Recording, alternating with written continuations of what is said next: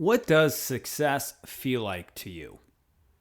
If you're anything like me in this guess, it took us a few years and a few corporate ladders to figure out what our passion and what success actually feels like to us as individuals. Good news is, on this show, we reveal the keys to igniting passion and feeling successful in your life once and for all. There are a lot of what they call feathers in your hat are kind of what the staples of what good leaders should be, is that you should be able to recreate yourself as much as possible, but you might have people that actually can do better than you. Today's show is brought to you by Brute Force. Are you ready to get creative with your functional fitness during these times of quarantine? Or maybe you just want to challenge yourself and are tired of fitness apps that are just not cutting it. Train accordingly with Brute Force, 100% American made. Click the link in the show notes below to learn more. Welcome to the Ambitious Vet Podcast, where we believe that if you desire more than you have in any area of life, you have to become more in the process. My name is Chris Hoffman, Marine Corps combat veteran, turned social entrepreneur, family man, and personal and professional development leader. On this show, I dive into the trenches with big thinking and conscious veterans who know what it takes to not only pay the bills after the military, but really live with a sense of purpose, satisfaction, and career fulfillment we all desire most after financial stability is no longer a challenge to overcome. Grab your pen and paper. It's time to gain the golden grenades needed to break through your fear barriers and live a life of purpose with passion.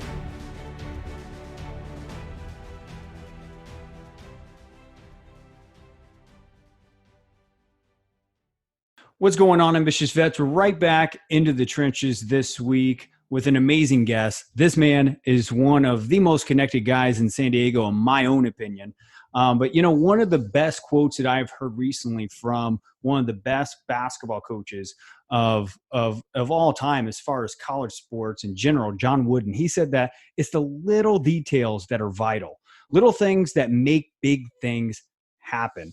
And, this guest that I'm about to introduce to you, ambitious vet, is one of those guys that focus on the small things, right?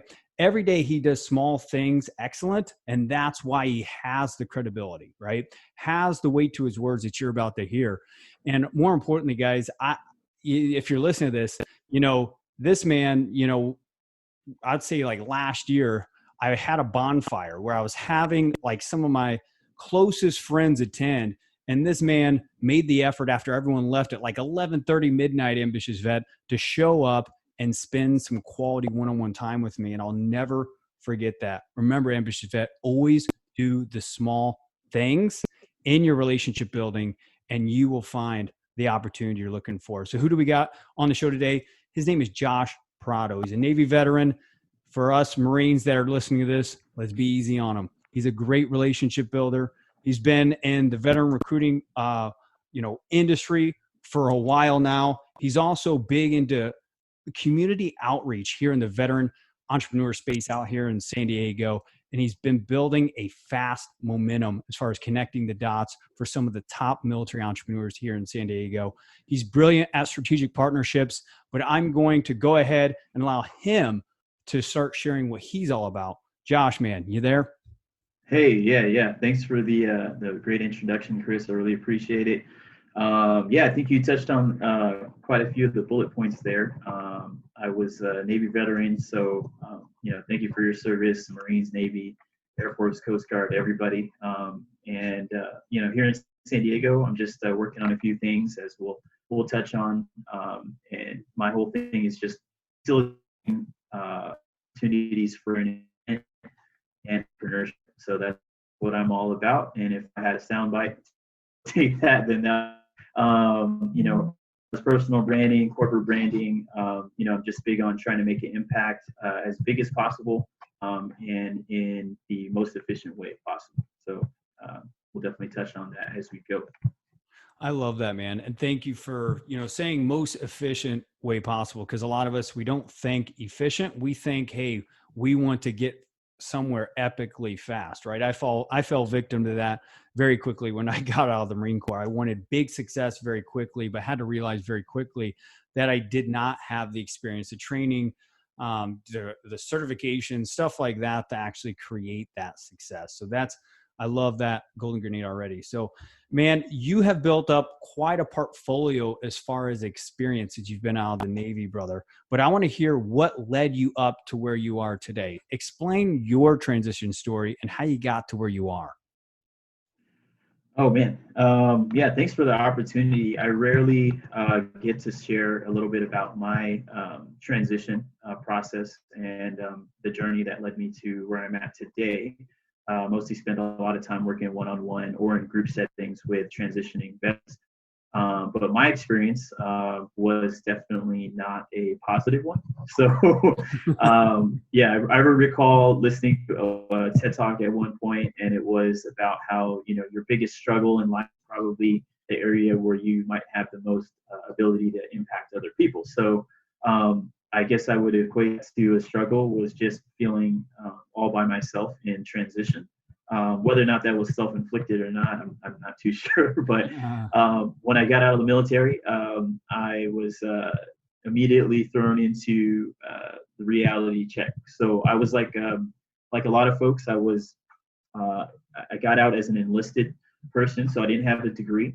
I had a little bit of skill sets from the military because I worked in aviation electronics, but I didn't really want to do that on the outside. So unless I would have just stayed in. So I was looking to do something different, but I didn't really have the skills to do that, or at least on paper I didn't at the time. So it was definitely a challenge. And I'd say that, it took me 10 years to get to a certain point, and I wish, I would have met somebody during that time that could have accelerated my path and helped me be a little bit more strategic about what I was doing, why I was doing it, and all the different small details, as you mentioned, that can help facilitate instead of a 10-year roadmap, maybe like a 5-year roadmap. So Oh, man. there's no substitute.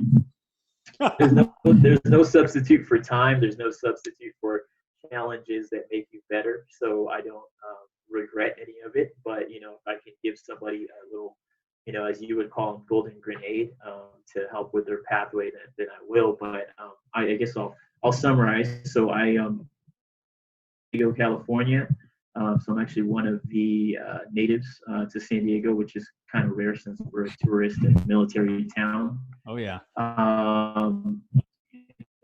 I grew up in worth mentioning Southeast San Diego, which is not the nicest area of San Diego. It's kind of our equivalent of the ghetto or hood, I guess you would say. It's not Compton, but it's definitely not nice. but yeah, no, I joined the military. I wanted to serve the country after 9/11. I wanted to have some college paid for, and I ended up joining back in 2006 January, and I became an avionics tech. I was not doing really well in college, and so I was never a good student, and I really kind of second guessed myself when it came to academic proficiency. So I was like, hey, my dad happened to be a laser engineer. He was actually a Marine, so he kind of inspired me to that I had some technical proficiency somewhere in my head at some point. so I said, hey, what the heck, I'll be an avionics tech. So I went off to school. I did that for a few years, and I was with working on F-18s and helicopters during my time, which ended up being about a 10-year career in the Navy.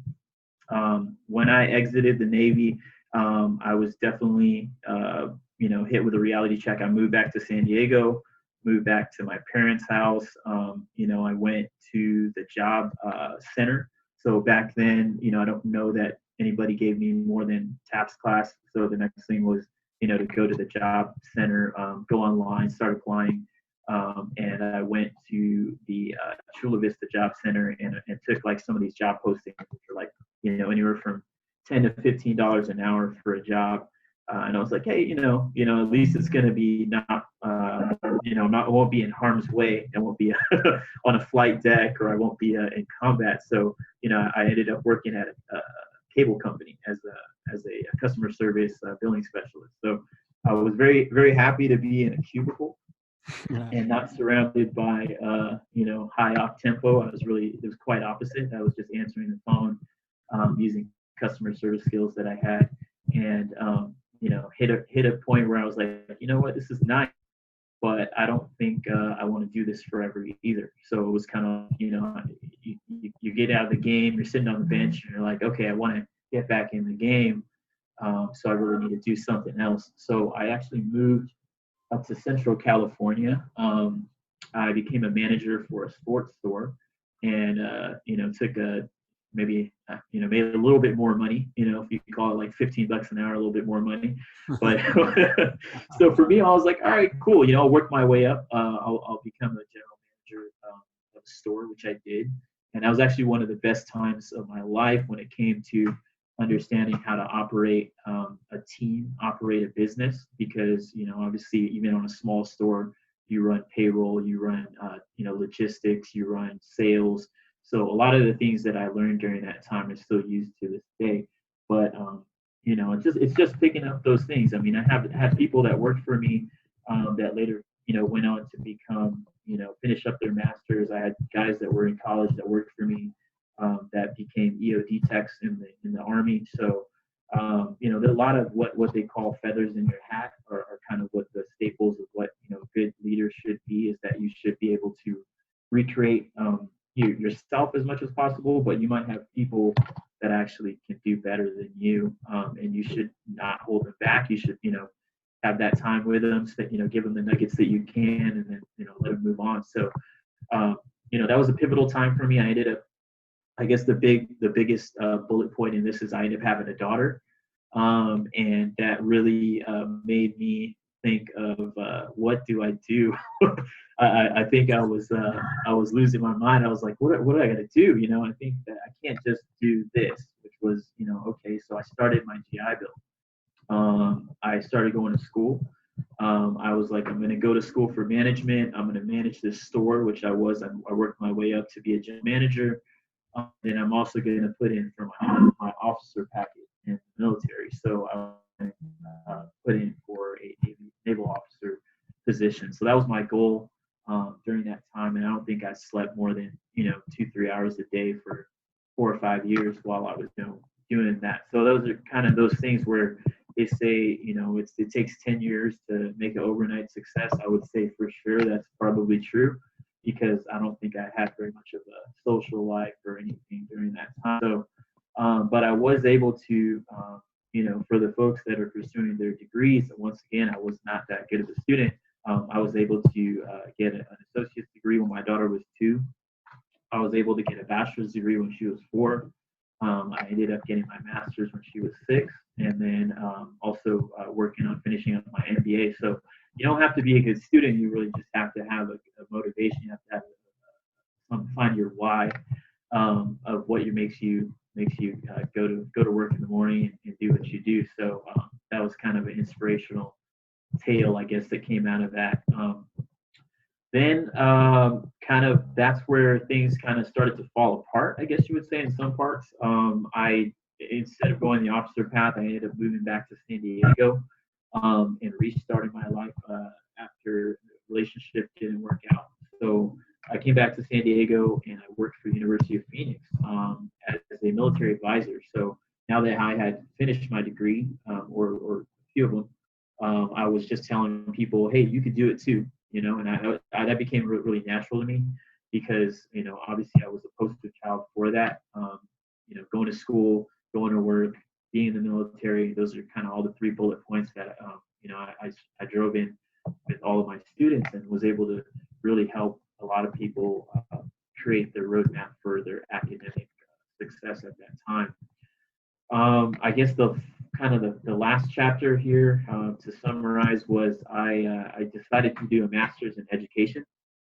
I had a lot of experience with business management, but I wanted to, it really made me interested in training. So in the military, I became a training supervisor. I managed the training program for a squadron for maybe 6 or 7 years. So I really had a knack for training. So I pursued a degree in education, became a corporate trainer in an engineering company, which is probably the most difficult place to be a trainer, because you're working with PhDs and laser engineers and mechanical engineers. They already know a lot. Yeah, they already know a lot. So if you think training in the military, you can really pull rank on people and say, hey, Mr. E1, E2, this is how it goes, and this is what it says in the book.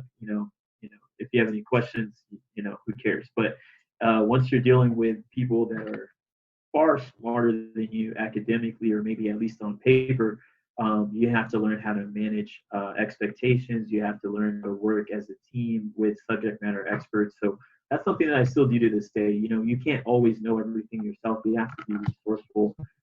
And really during that time, I was able to cut my teeth in the engineering field as a technical trainer and a coordinator for our global accounts. So during that time, a short period of time for 2 years, I'd say that's equivalent to probably 10 years of time, because I managed accounts for the training department for Samsung, Intel, some of the biggest microchip manufacturers in the world on a daily basis. And so that set me up to be where I am now. As I became the Veterans Club president there, I started to do a lot of, unofficial recruitment for the company. And during that time, I really saw that if I mentor people and I help people as they transition out of the military, maybe they've probably already finished their degrees, so that's checked already. Now that they're really trying to get into the corporate workforce, my experience in all these different industries can help them to actually get their feet in the door and actually get hired. So now I think I've worked at every stage in the pipeline of recruiting and hiring.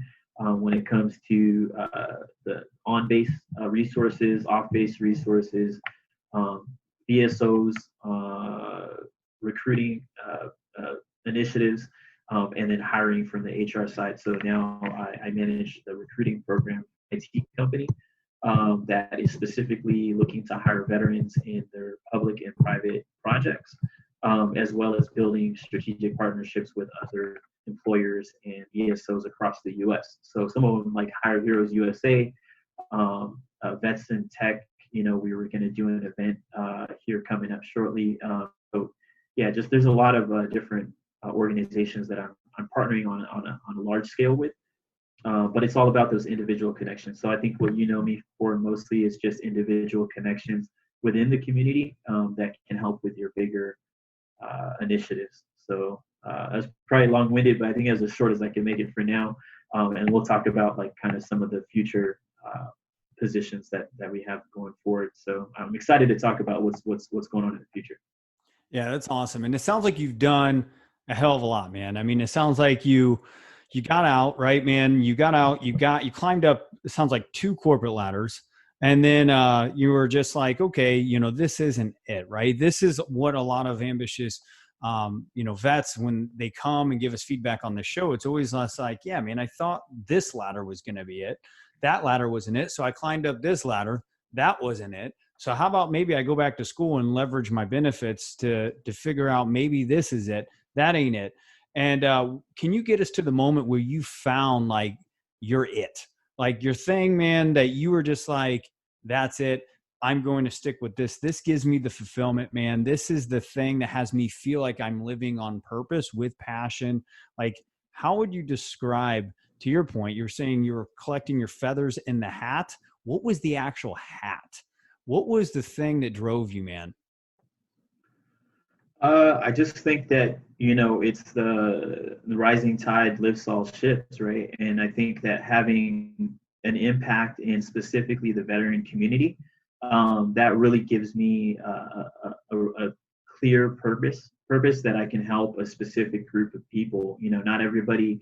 I see it as a great opportunity to represent the veteran community. On one hand, as just being a veteran who has been quote unquote successful in the corporate sector with the academic accolades and all that stuff, but really just finding ways to pull other people up, because there are a specific, group of people that are looking at you and I and thinking that what we have is a measure of success, and us, really we're creating a path, and we're blazing that trail of our own, and then helping other people do that as well. So I can't pinpoint a specific moment. I mean, there's multiple times where I feel like, have people say, hey, we equate us being, being able to land this job or to do this thing to something that you've done. And so, I've never really focused on one specific moment that that is reached that's really really big for me. But I think what's so crazy is that I think what does on a daily basis, what keeps me going is, the measure of success that we have is sometimes it changes a lot. So, there was a time where I thought like it'd be the coolest thing in the world to be, a swick boat driver, a Navy SEAL, a Green Beret, a fighter pilot, paratrooper, whatever that is. And then due to the success that I've had on LinkedIn, which is one of my favorite platforms to use, I've been using that probably since I was a store manager at Big Five sporting goods, and I had no reason to really use it at that time. Hey, build your LinkedIn profile because you never know when it's going to pay off, right? And now I'm, at the basis, helping other people create their network on LinkedIn or on Instagram or actually in person and building their personal networks. Um, and these Let's people, break that down. So, yeah, Josh, to that point, man, let's break that down because you are, man, you're a strategic partnership king. I mean, on top of what you're doing day by day, as far as building those high level partnerships within what you're doing for your everyday day job. I mean, you're even doing an in-person networking event called Buddy Check and Biz, right?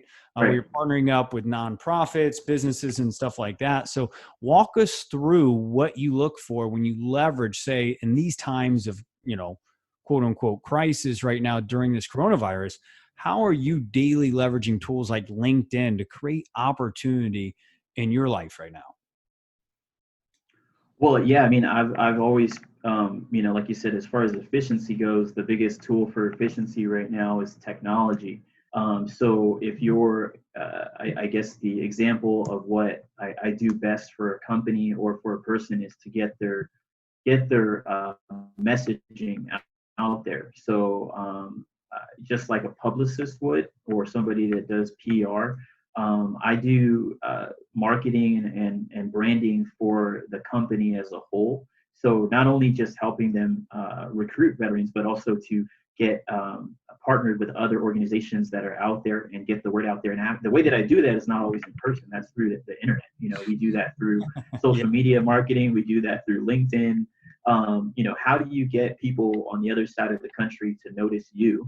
right. That's something that's important as somebody who's looking for a job, but that's also important for a company that's looking for potential partnerships, that's also looking to recruit, that's also looking to build a portfolio of business. It's the same exact process that somebody was going to use to get noticed by an employer is the same process that you would use as a company to market yourself, or it could be the same process to build a friendship with somebody, or to it's a lot of the same practices that you use on a daily basis, which are traditionally people skills. Yeah. Um, So what I'm hearing in that is like the book How to Win Friends and Influence People. That was one of the first ever personal and professional development books I read, and it talks a lot about the power of a smile, right? And in person, the power of a smile affects affects the person differently than say online. So in my opinion, it's like, how do you smile at people first on like a LinkedIn message or Facebook Messenger to have them be like, wow, this guy's trusting. Let's see what he's all about and actually connect with them, right? So even finding ways to be to be more of a come from a place of just like, hey, how do I start with a smile, but also how do I get into a conversation with this person to move something forward? Maybe there's something that they need that I can provide. Well, maybe there's something that you know I have that could make a difference for them. So how I would ask you this, man, as we shift gears, is like, how are you creating that smile online, man, creating that connection in a virtual world that, let's face it, it's very hard to create a personal touch. Yeah, I should probably smile more. But as we're having this conversation, you can hear that smile through the audio, hopefully.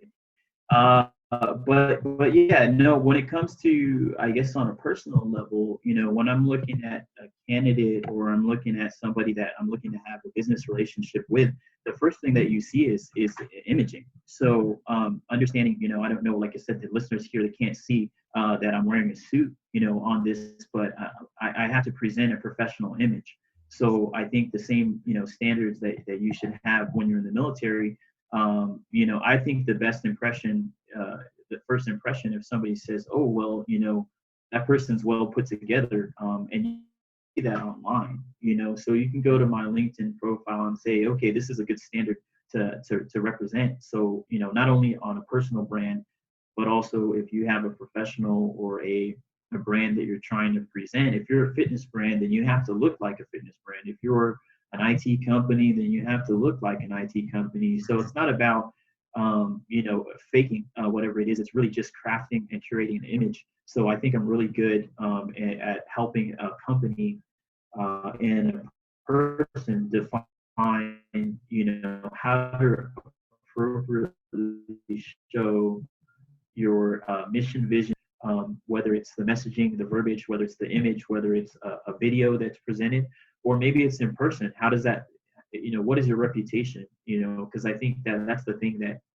you have to understand. If five people ask about you, what are they going to say? If all they're going to say is, "Hey, he dresses nice," well, all right, that's the first step. So at least at least if you don't know me, you're like, okay, well, that's something that stands out. So it doesn't always have to be how you dress. That's one way that you can non-verbally position yourself. It could be, the type of pictures that your company uses on their website. It could be high quality images. It could be you doing the things that you say that you do. So if you say that you help veterans with your company, then there should be a picture on your website of you helping veterans and some metrics that go along with it. So I think to answer That's your so true. question, Can I speak on that last one real quick?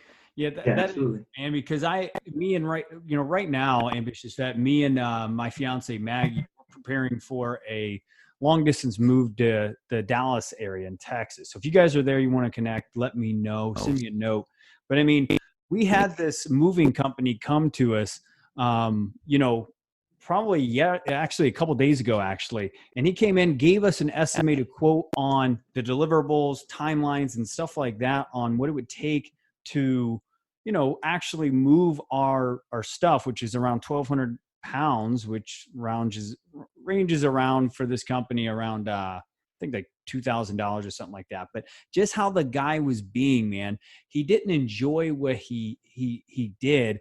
And then the last thing, when he was trying to close the deal, man, he said like the worst words you could ever say, which was just like, "Yeah, we're not going to make much money off this deal. So, I mean, it'll get there whenever it gets there," and stuff like that. And man, just the mannerisms, the tonality, all of that matters, man. If someone's not lit up and you can tell that they're not naturally operating within their values and what they up to, you can see it, man. And, he lost the deal. We got another moving company coming in on Friday morning, man, that we'd be happily giving them $2,500. We'll be right back in the trenches with Josh Prado right after thinking Audible. If you're anything like me and you're always looking to gain more knowledge on a certain subject matter, or if you're just trying to found time in their terms, to find the information you need to constantly educate yourself to be ahead of the curve, Audible is your answer. Get a 30-day trial on me by simply going to www.audibletrial.com/AMV. Now back to the show. With that being said, brother, I want to kind of shift the gears because we talk a lot about passion here, right? And Right. you have a theory around passion, right?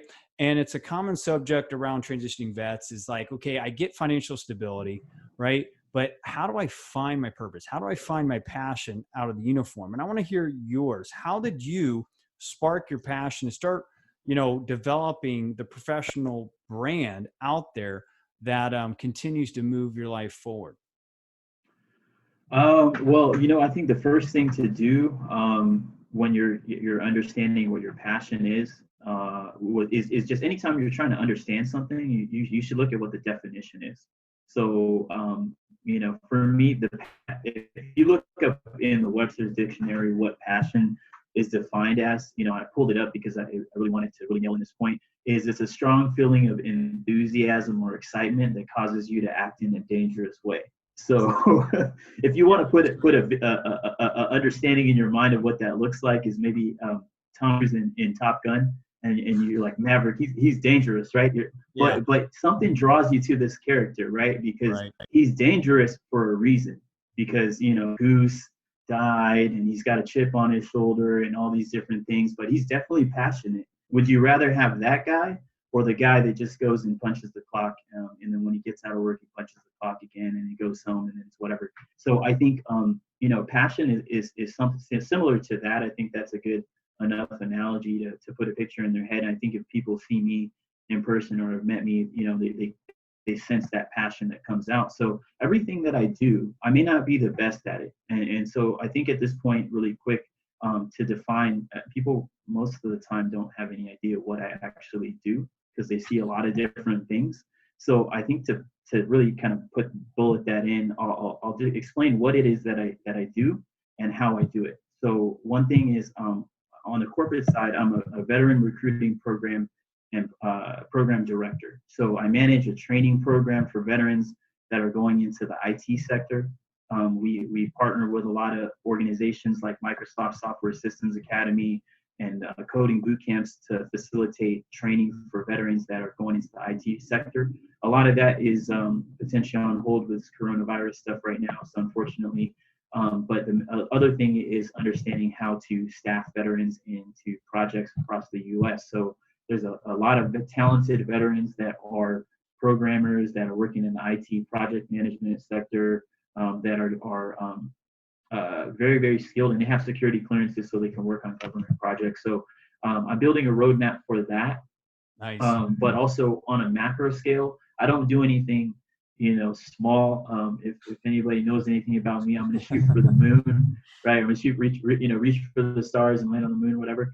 But I also work as the membership coordinator for the Veterans Employment Committee of San Diego. So it's not just veterans that are transitioning into IT. I work with veterans that transition into every industry, and working with employers that want to create a roadmap for those things that they need to do. There's hard skills and soft skills that they need to learn to get into that industry, whether it's hospitality, whether it's tech, whether it's construction. It is a transition to a new environment on the outside. You're going to spend longer, most likely, outside of the military than you did inside of the military. So how to create a roadmap to help use all those skill sets that we gained in the military, the leadership, all the team organization and the drive and the mentality, and how do we use that in the corporate sector appropriately, in the right way. That's something that a lot of companies are trying to understand. So I work, with those companies to create a roadmap for all industries, hopefully as much as I can. Also, personal branding. That's something where if somebody wants to understand how do I jump to the top of the stack when I'm applying for a job. Well, once again, it's understanding what your personal brand is. How do you dress? Do you know the industry? Do you know the right people? Do you know what hard skills and soft skills that you need to have to match up to the job description that's out there in the market? There's a lot of different processes and different things that you need to do to position yourself for a successful transition when it comes to employment. So that's something that I work with on a personal level.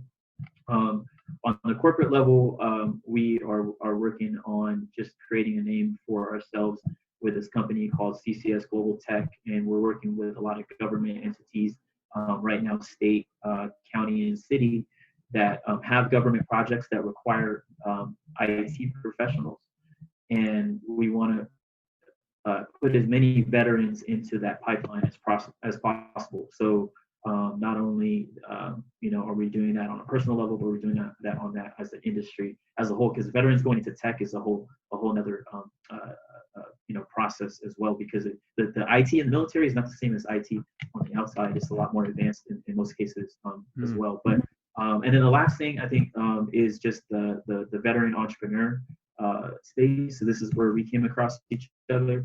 Is instead of just helping one entrepreneur launch a business, I'd rather actually on a larger scale create an environment where all entrepreneurs can come together. And one way that we're doing that is we created a networking event here in San Diego, which is also it's a networking event for entrepreneurs, military and non-military, to come together at cool venues and and showcase their businesses, create relationships. It's just a business development mixer. It's kind of like a mini gala, if you would. And then also a portion of the proceeds of the event actually goes to the Veterans Employment Committee of San Diego. So it's basically a hybrid networking event and a fundraiser.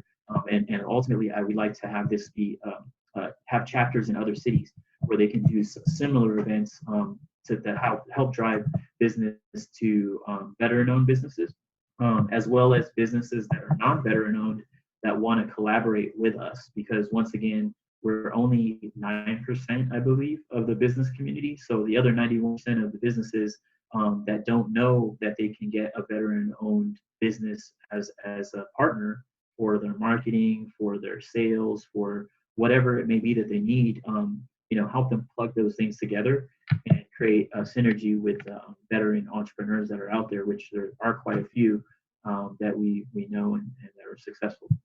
Yeah, no, that's great. I didn't know you did all of that, man. I'm learning about you a hell of a lot more right now, man. So I did not know you had that many things going on, and it explains why you're hard to get to. So that's impressive, man. I love how you can break that down. I think that's easy steps to follow. I know for myself, whenever I was 3+ years out, I was climbing the corporate ladder and was unsatisfied. I didn't even know to look at my hard or soft skills and see the gaps in them, because that was my gap in the moment. So like just breaking that down, being like, okay, what is my inventory? What is my inventory of soft and hard skills? And how can I start leveraging these for bigger and better opportunity in my life? Or maybe I can create a side hustle based on this soft or hard skill that I want to create. So I love how you just broke all that down. And I love what you're doing with Buddy Check and Biz. I think it's going to help bring a bigger, more thriving, more, I would say just more quality veteran entrepreneurial network here in San Diego. I've been in San Diego for almost 10 years now, about to move to Texas. And I just got to say that the quality of the veteran entrepreneur networking events that are out there are not like Buddy Check and Biz. It seems like a lot of them are drinking clubs, talking about glory days. And it sounds like you guys are doing a damn good job as far as like, how do we share resources, tools, and stuff like that, which I think those are the forward-thinking conversations that need to be happening if we are ambitious vets, right? We're pursuing bigger challenges than, excuse me, financial stability. So it matters. So brother, I'm going to sum this all up. What is 3 golden grenades you would drop inside of this show for any veteran that's out there, man, that's either a mid-level manager, a beginning entrepreneur, or trying to get an entrepreneurship? What would be like 3 golden grenades that could help accelerate, their confidence, right? Their life satisfaction, maybe give them a little bit more fulfillment in life. What would be your 3 golden grenades? Yeah, absolutely. This is definitely the area that I was most excited about. So I'd say if I were to just give 3 out, and once again, you mentioned the audience of this is not folks that are just trying to get into the industry. They might be already financially stable, but they're going to benefit from this as well. I think the first step is to be self-aware. So a lot of times we're so outward focused. We're focused on what's the next thing that I need to do. Who are the people that I need to meet? How much money do I need to make more? And they're not looking internally and understanding like who they are. So if someone asks me about a company or about that person's brand or that person, I'm really just about them. So like when I'm talking to Chris, like I know about internally, and I should know about myself as well. how do you be more self-aware? I say there's a couple of easy steps. Take a personality test. Take a Myers-Briggs personality test. Understand a little bit more about your personality profile from a psychological aspect. Not only is it fun to do, it's fun for your friends to try out. It's a proven it's a proven thing. It's the psychological process. You can do Gallup Strengths Finder. I'm pretty sure you're familiar with the Gallup Strengths Finder. That gives you your strengths and weaknesses that you can work on, and just really taking a personal inventory once again, like of your hard skills and your soft skills, and doing a gap analysis. So really, I explain it this way: if you're looking to grow your corporate career, you're going to reverse engineer everything from the job description. So if you want to be a CEO, CFO, a VP, a director, there's a job description that's out there, and you're going to want to take an inventory of what hard skills and soft skills that person normally has on their profile, or within their careers, and how do you build yourself up to that. If you're not trying to be climb the corporate ladder and you want to be an entrepreneur, then that's a separate pathway. But then you should find people that maybe are in that same industry. If you want to start, a tech company, or you want to start a t-shirt company, then find somebody that's doing that and reverse engineer everything from that and say, hey, what am I missing? Is it how do I scale myself to that level? So once again, that's all just self-reflection. So number one, be self-aware. Number two is to build relational capital. So you mentioned this as well. So how this probably came about is that people find me on social media through LinkedIn or Instagram or Facebook, and they see a lot of stuff out there. But it's because I'm constantly building relational capital. I'm getting the word out there for other companies, for myself, for groups that are doing cool things in the veteran community. But you should always be doing that as well, building your personal relationships, building your professional relationships, because you never know when you're going to cash in that relational capital. And it's always a trade-off. It's not a one-way thing. It's not like everybody has to do something for me. You should be able to invest in yourself to be able to offer value to those other people.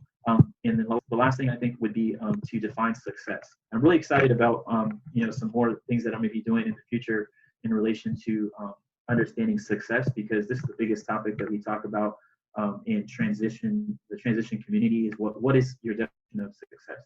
I know recently you did a show episode with Chris Coker, which is one of my good friends, and Anish talks to the successful entrepreneurs in the community and what do they define success as.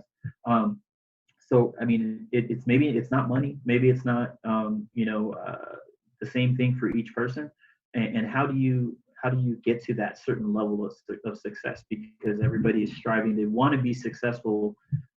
It's just human nature. Like you want to come to work and you want to feel successful. So I think that's contrary to in the military, especially if you're in a combat situation, or maybe you're in a high op tempo situation. It doesn't have to be combat, but you want to be successful. You want to accomplish a mission. So on the outside in the civilian world, how do I feel like I'm accomplishing something? Well, one very, very unique aspect and way to look at it is, for the listeners that aren't familiar, I really encourage them to listen to Simon Sinek. That's Sinek. And he's got the biggest TED Talks that are out there. He's got some amazing books, like Find Your Why, and a few that you can listen to, and really talks about is success as defined by the chemical reactions in our body. So how do I feel successful in a workout situation is understanding how my endorphins are triggered.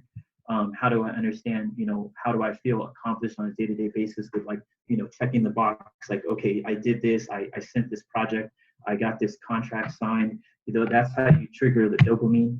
For the teenagers, they trigger dopamine from maybe somebody liking their profile photo or their Instagram, leaving a comment. That kind of triggers those chemicals in our body that make us feel a certain cool way about ourselves. The other thing, but those aren't lasting. Endorphins and dopamine, those go away.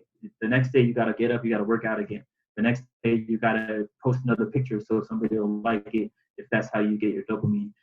The really two key ways is to feel successful, I think, is to understand serotonin and oxytocin. So this isn't something that I specifically made up myself. This is something that they're studying and you can look up. But those are the principles those are the chemicals that are related to leadership situations. So serotonin is you get from leading people. You know that leading people and leading groups and leading initiatives.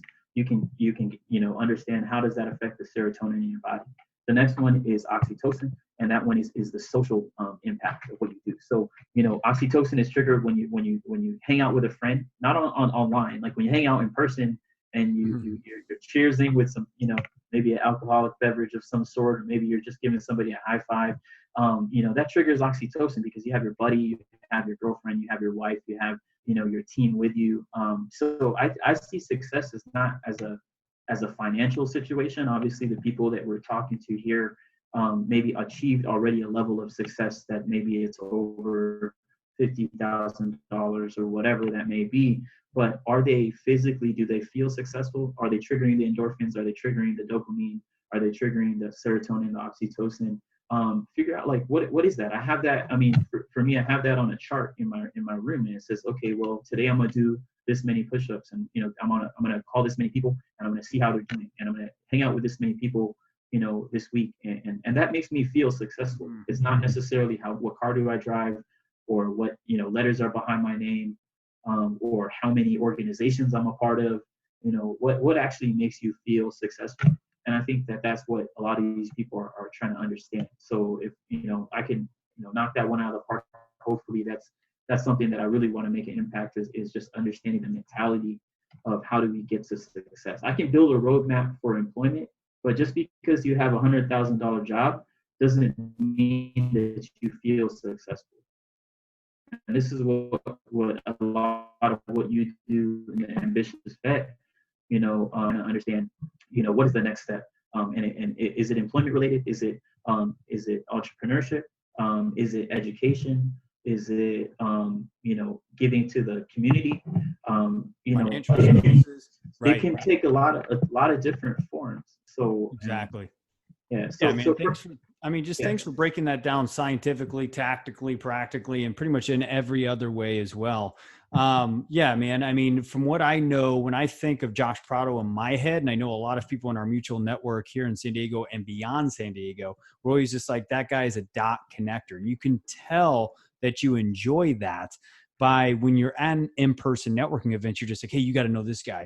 And you can just tell that you're very intentional with what makes you feel good too. And I think there's a lot of vets that may be listening to this that are not consistent, man, with what makes them feel good because they get stopped either emotionally or mentally to keep it going. So I'm hearing like, just chase the serotonin, chase the oxytocin. Oxytocin. Oxytocin. Yeah, chase that. Keep in mind, I'm not a doctor. I just think this is just really important to know, because as we're, there's a lot of people that understand how you think affects your body, right? I think there's enough studies to say that your mentality affects the rest of what you do on a daily basis, whether it's your physical, body and how it changes, or how you feel. You feel successful. That has to do a lot with chemicals, and I'm continuing to learn more about that. And once again, I'm not a subject matter expert in that area, but I want to help people understand principles. I can't be everything to everybody, but the best thing I can do is give them best practices. Yeah, that's worked for you. That's what I do in everything, Yeah, that with what's worked with you and you have experience, and that's what you're doing right now is you're sharing from a place of your experience that you've actually learned through probably a lot of failure, through leaving a couple probably high-paying jobs that were just like, do I feel successful? Probably not, which I think a lot of veterans can relate to that. I mean, me, man, being a sales trainer, consulting 2 companies in the marketing software arena inside the real estate world, man, a lot of people looked at my life and was just like, man, this guy has a big future in the real estate industry. And I did. But man, in that moment when I'd stand in front of these new sales reps that just got out of college, I'm teaching them sales 101 and stuff like that. It was great seeing human development happen right in front of me. But what I didn't like is the other leadership that I was surrounding myself with. And you've got to feel the culture too. So, that was one of the biggest killers for me that had me see the money wasn't always the thing that I was looking for is definitely that social connection. So thank you for hitting that one home. So, brother, how can an ambitious vet that's listening Yeah. to this connect with you, Josh, with all the initiatives that you're doing? How can we learn more about what you're doing? Yeah. You can definitely find me on social media or online. I try and make myself as visible as possible for the sake of the community. So the number one way would be they can reach me on LinkedIn. So it's going to be my first name, my middle name, my last name, Joshua Dominic Prado, Prado. So connect with me directly. LinkedIn is like kind of text messaging to me, so you can reach me on there. You can also request mentorship through Veterati. I'm sure in other shows somebody probably mentioned for a 1 hour phone call. So take me up on that. I think it's underutilized, and it's a great tool for anybody across the country to connect with veterans that are willing to put themselves out there to do pro bono hour of consulting or advice on the platform. It'll just automatically call my phone using Veterati.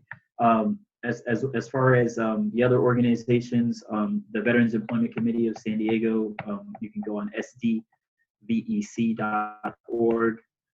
That's our website for the San Diego Veterans Employment Committee. And the reason I bring that up is a lot of things that we do here in San Diego, they multiply across the U.S. because San Diego has such a big population of veterans that certain things that we do here tend to be the model for other states as well. ccsglobaltech.com is the tech company that I'm running the veterans initiatives with.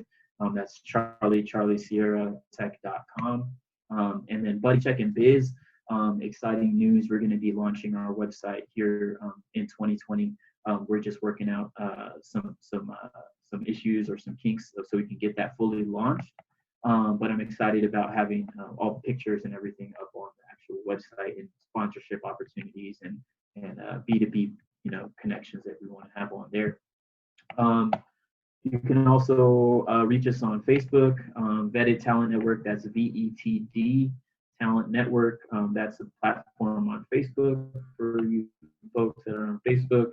We also have a Buddy Check and Biz Facebook group where all the pictures from our events. We've actually done multiple events in San Diego that have had over 100 people attend that are all veteran entrepreneurs and nonprofit leaders and community advocates come together. And so there's some great pictures because it's always dressed to impress. So, it's a fun little get together that we do for a purpose. And then for the most part, really, really active on Instagram. So if you have a business that you want to connect, then go to Buddy Check and Biz. Buddy Check is for the nonprofits, business is for the small business. So that's how we came up with the name. But you can go to Buddy Check and Biz on Instagram. You can go to vetted_talent network.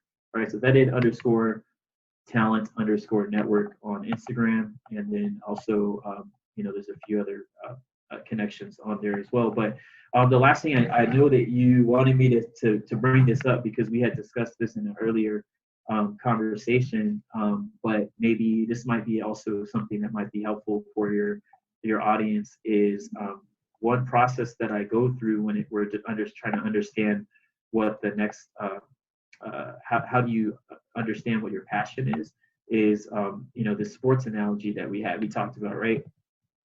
So I encourage people that are listening to this podcast is to take a moment. Hopefully you're not driving, but sit down in a chair, close your eyes, and think back to a moment in time before any sort of emotional trauma from the military or any sort of bad relationships, and think back to a time where you felt the most in control and the most fulfilled.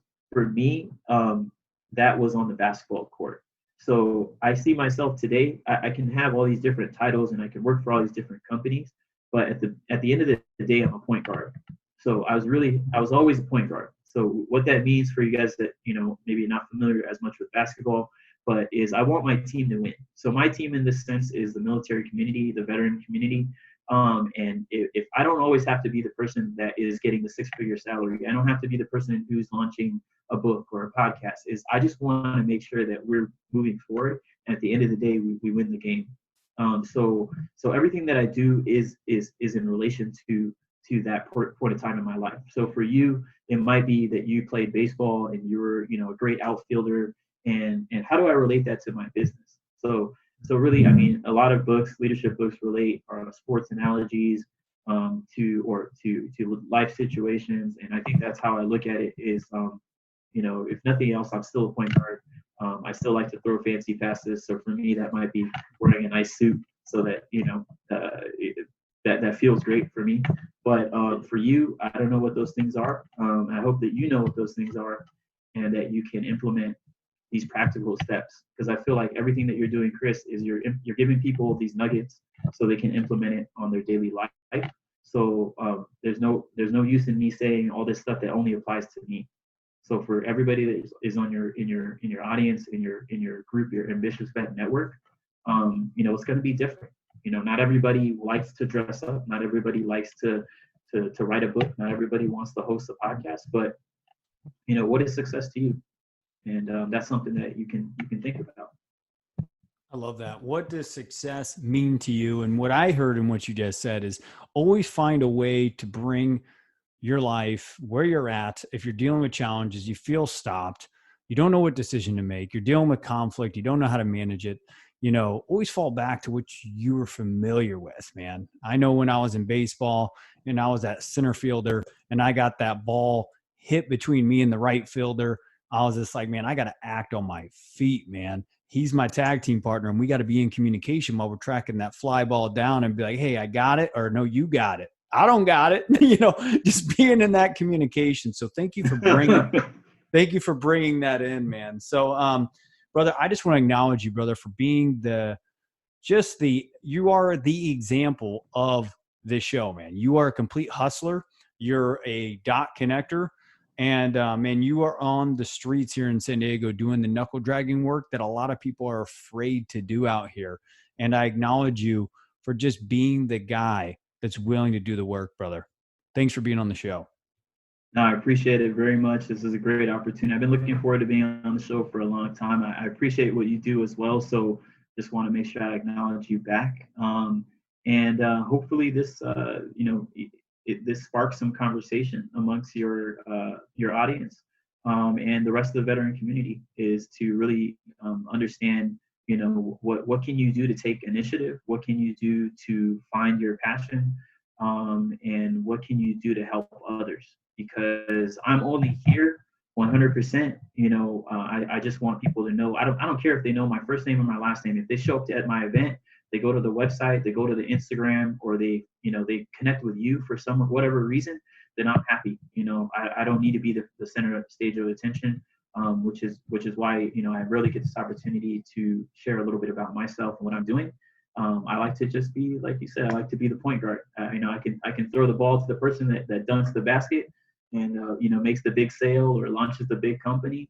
But at the end of the day, you say, how does that relate to business? Well, all I knew back in the day when I didn't know anything other than sports was I was okay with the ball in my hand. I was okay with the team on my back, if you will. And that's what I'm doing today is if somebody looks and says, hey, what does a veteran look like in San Diego?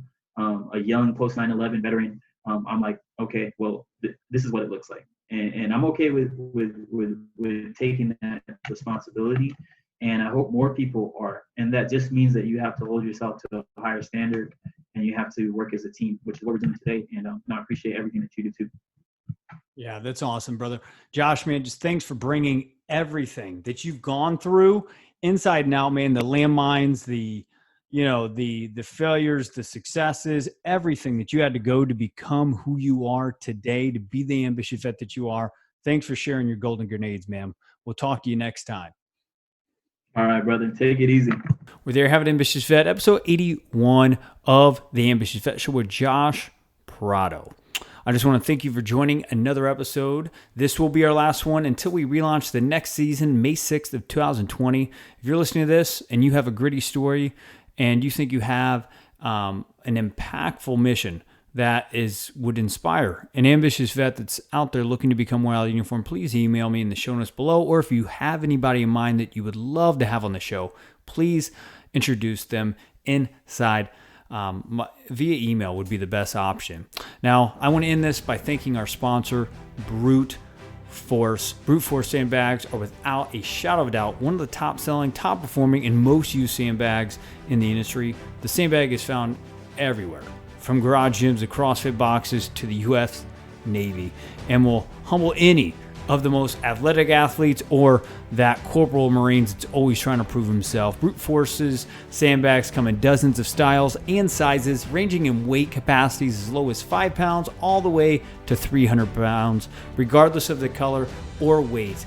These are 100% American made training products and are built from the toughest training on the planet. Brute Force trains accordingly. The best thing about it is it's free shipping domestically in the US, and they offer a 30-day money-back guarantee.